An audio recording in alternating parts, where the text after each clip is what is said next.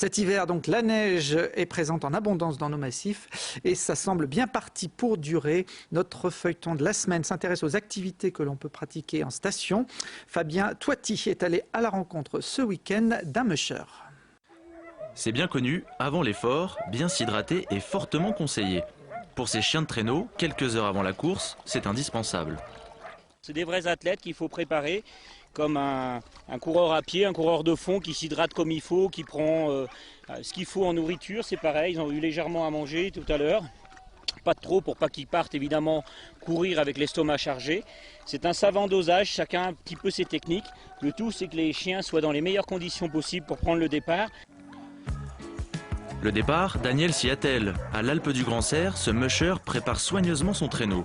Un attelage de 7 chiens pouvant atteindre les 40 km/h, ce qui nécessite une bonne condition physique et un lien permanent avec l'animal au quotidien. Le chien de traîneau n'est pas le chien de tout le monde, c'est-à-dire de gens plutôt passifs ou autres. Il faut être actif à minima. Sportif c'est encore mieux, mais au minima actif. Le tout, c'est chez ces chiens-là, ce qui est important, c'est le temps passé avec l'homme.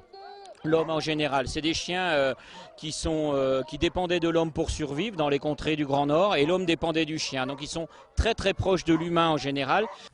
Proches au point de jalouser l'un d'entre eux qui s'échappe avec le maître.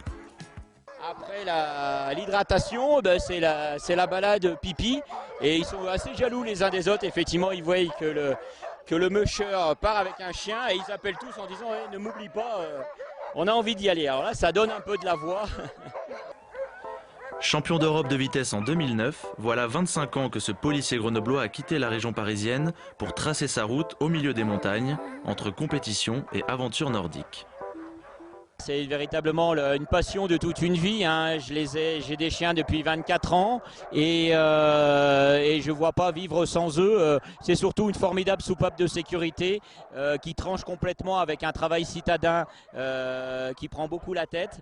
Et le fait de se retrouver dans la nature les week-ends avec des chiens de traîneau seuls, en entendant juste le pas des chiens et le crissement des patins sur la neige, c'est quelque chose d'absolument merveilleux que je souhaite à beaucoup de gens. Une relation quasi fusionnelle, comme celle d'un père avec ses enfants. C'est bien les gamins, allez!